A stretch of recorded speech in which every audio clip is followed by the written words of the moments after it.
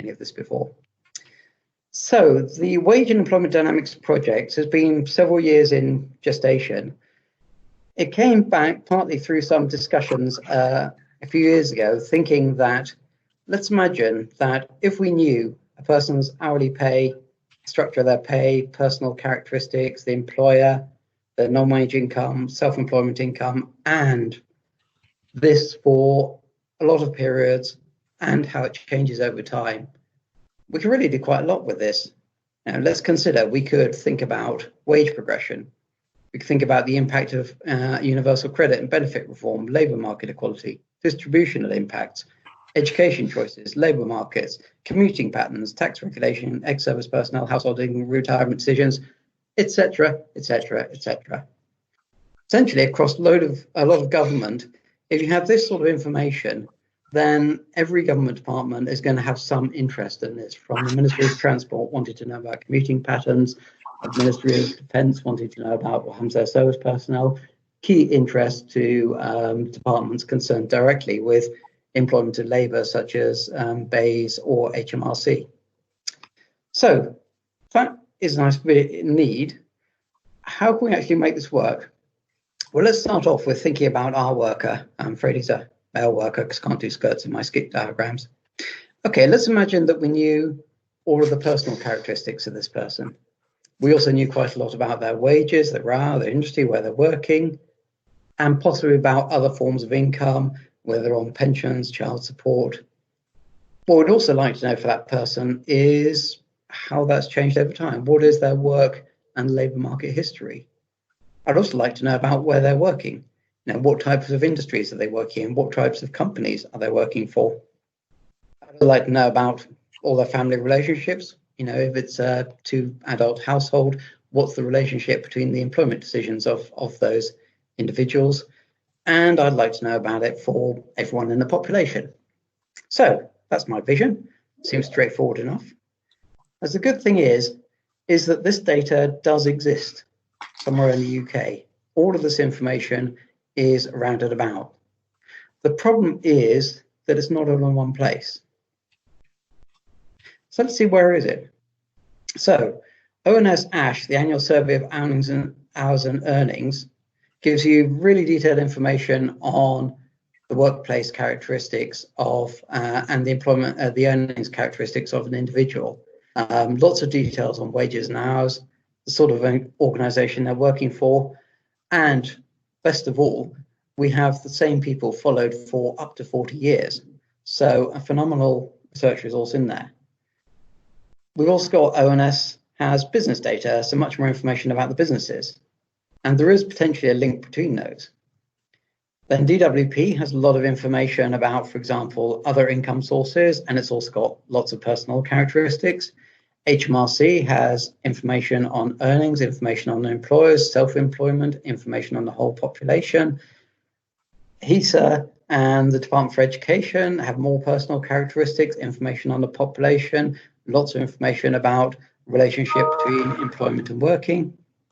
And finally, we got the decennial census. So once every 10 years, getting a lot of information about personal characteristics, about about the population, and about family relationships. So all there, but all in multiple different organizations. Now, clearly, if we could build this, this would be a fantastic strategic resource for the country. In other countries, they are building these sorts of linked employer-employee data sets. We don't have it quite here. And this would go much beyond what's being prepared in other countries and make us much more like some of the countries that, for example, have population registers and can directly link all this stuff. We think we could actually build a sustainable framework for this, particularly focusing around the ASHE data information on here, because that gives us that spine of individuals who we observe over quite a long time. And so that's what we're going to try and do, but we're going to do this slowly and very slowly because of these information sets here, we haven't got agreement to use all of these yet. So initially, in our first stage of the project, we're going to focus on ONS, ASHE data and business data. We're currently working to link together the census data, and we're currently in discussions with the Department for Education about getting educational data in there. So this is phase one of the project, and that's what I'm going to introduce to you today.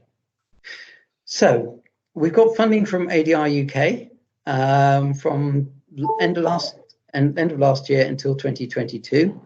And that primarily initially is going to be about quality assuring all the ONS data, linking the ONS datasets, and developing a policy focused research program. I'll come back to those in a moment.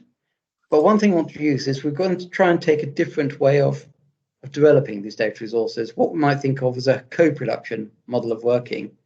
This is something which is very familiar from the management literature. As an economist, this is something which we don't tend to think of. We tend to think of individuals as sort of individual units. But for management literature, there's quite a different way of looking at the world, and I think this is helpful to consider. Let's think about what we normally think of as the data research policy relationship. I mean, we have data suppliers, organizations such as ONS. They collect vast amounts of data, they make this available to the researchers. Researchers carry out their research, deliver results to the policymakers. And there is a sort of relationship here that data is delivered to the researchers, results are delivered to the policymakers. Now, that's not entirely one way.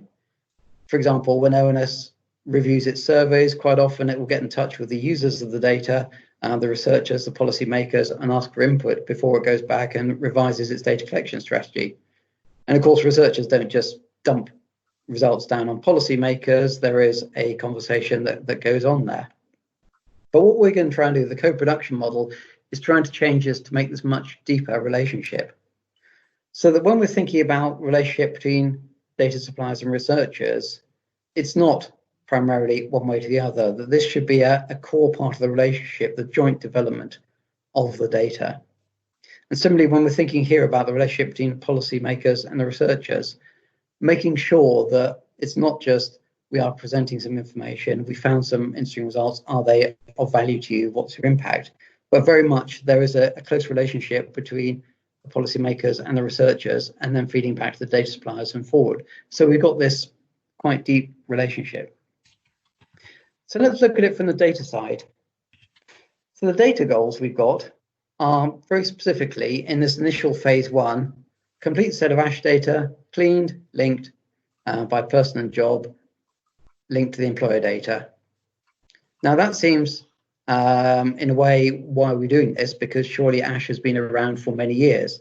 Ultimately, this data goes back to 1975. I did my PhD in it some 30 years ago.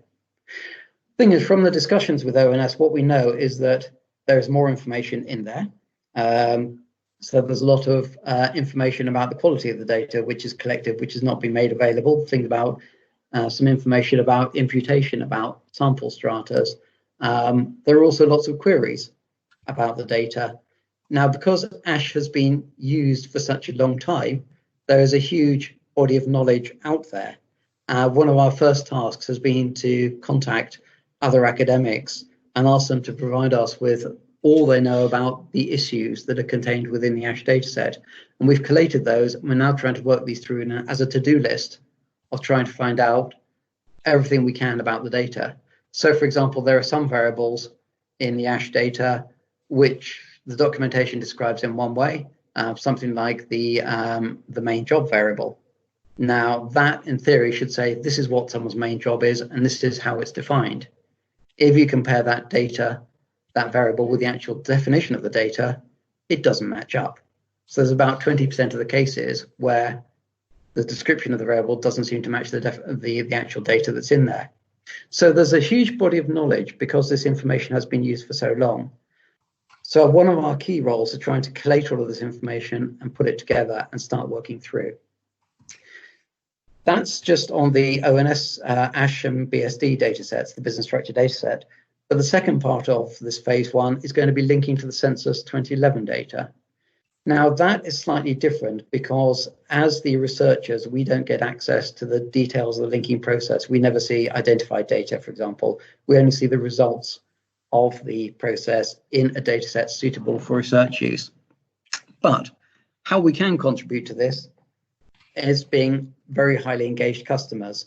So ONS recently produced or the Statistics Authority recently produced a national statistician's review of best practice in linking. We've worked with some of the authors of that. We've worked with ONS to try and pull together what would be the ideal document such that it gives us as much information as possible about the link between Census 2011 and the ASHE data. So we're trying to be highly engaged customers, thinking about us as researchers, what would we want to know as a result of that linking process? But rather than just saying to ONS, this is what we want, we're trying to work through and understand how ONS does the linking process and how what we want fits into their processes such that we got a joint outcome. Moving on to the research goals. I said that this program has been a long time coming.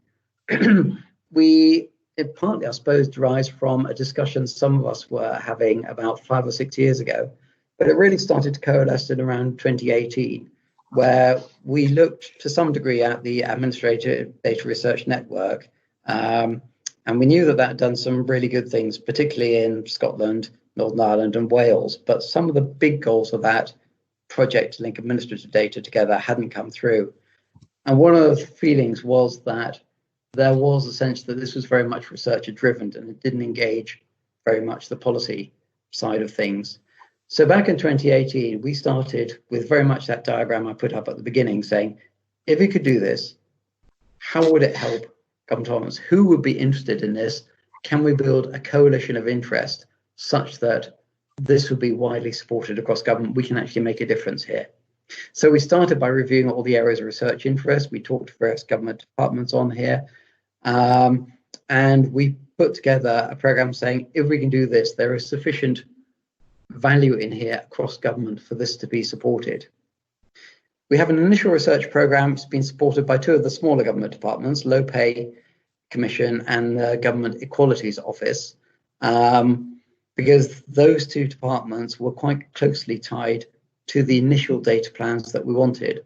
So the Low Pay Commission, the work that we aim to do with ASHE, particularly in building the longitudinal links, is going to be really useful for helping to understand this issue of, are there low pay careers? Are there low paid jobs? Then people move on, or is low pay working an absorbing state?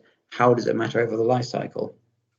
Similarly, for the Government Equalities Office, this ASHE census link is going to be really important because you can do the intersectionality of, for example, gender pay gap within the census, but only at a point in time. What you can't do is you can't look at how it changes over time.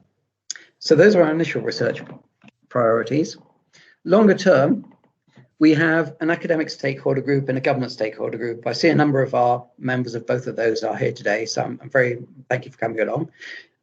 Both of those are crucial to the development of the project. The academic stakeholder group, from looking at it from a research perspective, but also these are people who know particularly the ASHE data inside out. They've been the source of much of our initial QA of pulling together bits of information. So we've been routing through all of their papers and looking at the information that they've presented and trying to pull that together.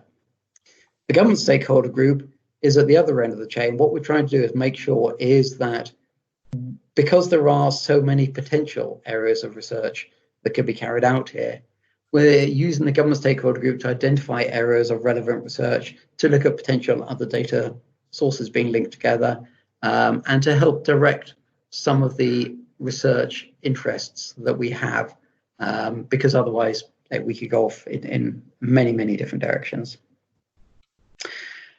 Okay, so that's the broad introduction to the project, and after this I'll stop and ask questions, just to highlight where we're going next. So next, at the end of August, Arusha Mackenzie and Damien Whittard are going to go a little bit more into this whole issue of the quality assurance. The basic question, ASHE is 40 years old. Why do we still need to quality assure it? Why do we still need to think about where the data is coming in? So they're going to be exploring some of those issues and talking about some of the things we've done. And then in September, John Forth and Van Fan will be going through and looking at the census linking. Again, we started from an ideal world, but we have to work with institutional constraints. How do we work with this? How do we develop this? And that, I think, is the end. So I'm going to relinquish control from that and take questions. One of the things that I'm interested in particularly is the ability to see more about more of the workers of those firms. Okay, so the problem is with a 1% sample, you're typically going to get relatively few workers in a given firm. The firm is very large. So I was particularly interested in how you plan to enrich that side of your project. I presume the HMRC data is crucial for that. And I wondered what time scale you're thinking of for that particular thing. To some extent it is. The difficulty is that there is no one data source that provides all the information. So ASHE is fantastic in terms of anything like low pay stuff, in terms of the variables that it has. The big problem is that, as you say, it's only a 1% sample, slightly less than a 1% sample. HMRC data, for example, if we were able to use that, and that's not accessible yet, but that is part of a longer term discussion. HMRC data would be fantastic because it tells you about everyone in the population. The problem is that HMRC, because it's administrative data, is interested in total compensation, and that does give us interesting things like, for example, accommodation offsets for low pay. But in terms of when we're trying to look at are people low paid, it's very difficult to distinguish between those who are low paid on an hourly basis or those who are low paid on a total basis. So one of the things which, as we try to develop this, we're going to have to find ways that using some of the core elements, I think, to calibrate information that we can get from other sources. There's not going to be, ideally, if you can imagine it, we have my camera's on, you can imagine it, we have a square of data, all the people, all the information. What we've got is we've got one line which goes across and one line which goes this way. And we can try and fill in some of the bits and pieces, but it is going to be something that we'll have to essentially use for supporting information rather than complete information about things. So that will, for example, we're hoping that what we're doing here will allow HMRC, for example, to enhance their data resources as well. Because they have their own data labs. So we're hoping to make this as collaborative as possible, and the information that, as we're developing it, will be made available in the Secure Research Service and the other government data sources. So we're hoping the plan for this is to make the data available as far as possible, and maybe someone else can come up with a better solution for some of these things. Right. So that's great benefits is the hourly earnings, and I understand that that's impossible in the HMRC data, but I'm sort of taking that as a given constraint, and we sort of try and do what we can given that constraint. So, but it sounds to me like the time frame for making that link between, the employer-employee link, it seems quite long term. Is that correct? The employer-employee link within the ONS data is sort of straightforward because there is a link. It's just not of the quality that we want at the moment. But again, that links to sample data. So you're linking two samples, and the overlap is quite small. Linking to HMRC data, if we can get permission to use it, will be much more straightforward because the sampling criteria, essentially the sample criteria for ASHE comes from HMRC, so they will be able to link this information together. So it's not a problem of linking together, it is agreement to do this. And then once we've done that, the fact that we've got two different types of data in the different data sets, and how can we use that to make inferences. Okay, thanks very much. Okay. I see Hazel's got your hand up. Hazel? Yeah. From a researcher's perspective, I think this looks amazing, especially somebody who researches equal pay. I mean, what you could do with this data would be fantastic. With my research governance hat on, and now research ethics hat on as well, I think it looks a bit like a GDPR nightmare because as you start to relate all this data together, then of course it stops being non-personally identifiable data. It's much more, it'd be much easier to identify individuals in that data. So I was wondering if you'd kind of thought of any ways around that? I mean, you've talked about the secure data service. Yeah. Is that part of the answer to this problem? That's the essential part of the answer. So we as researchers don't get any access to any identified information. So all the linking is taken place by other government departments, and ONS has set up its own extra secure research facilities. They do the stuff, and then we get to compare the results. In terms of the actual analysis, then we get access to identifiable data. In other words, the data is potentially, you could try and look at that and try and see whether you could identify your neighbor or your mother or something in the data set. But because it's identifiable, then it's only accessible through the Secure Research Service. So to get that, you need to be an accredited researcher. You need to have gone through the training. You can only access it through the remote facility where everything that you do is monitored. So everything, when using a research service, everything is recorded, your entire session, so that if you do something wrong, a proof is in front of you. There's quite a wide sort of group of work around this. There's also a research accreditation panel, which goes through and approves all the applications. And there's also output checking, so to make sure that all of the results that you produce from here are non-disclosive. So pretty much, if those of you are familiar with the 5 safes, then there is research accreditation for looking at the project. There is the researcher accreditation. The Secure Research Service itself has been validated against the Digital Economy Act. The outputs have been validated. And that's why you can have this relatively sensitive, identifiable data in that secure facility, because you locked down everything else. Okay. Does that answer the questions around consent, though? I guess that people who consented to take part in ONS and ASHE data didn't. These are not, no, there is a different statutory gateway for access to consent on here, but that's part of what the Research Accreditation Panel looks at. And then as part of this, you also have the government, I can't remember what it's called, National Statistics Ethics Committee looks at this. So yeah, and you can only use this for what you've approved it to be done. So when, for example, we work on the data, when we ask for outputs to be released, then the ONS output checking team will look at the outputs we've asked and say, this is what you said you're going to look at. This is what you've actually produced. Are they actually in line with the project as you proposed? So because it's a statutory gateway rather than consent-based gateway, there's a lot of checks to make sure that what we're doing is ethical, approved by the public, and that we don't try to push the boundaries on that. Oh, that's great. Thank you very much. Okay.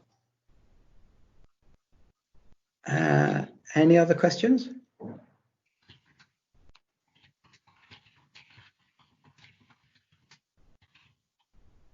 No? Okay, well, as we're perfectly on time, thanks to our 2 questioners, then I'm going to finish up with that. I say this is going to be the aim of these sessions, relatively short, sweet, hopefully give you some useful information, chance to come back on this. We will put this recording up on the WED website, and feel free to sign up for the next one if this has been useful. Alternatively, if it's not been useful, please let us know and tell us how we might make it more useful in future. Okay, right. Thank you all very much. Bye. Thank you.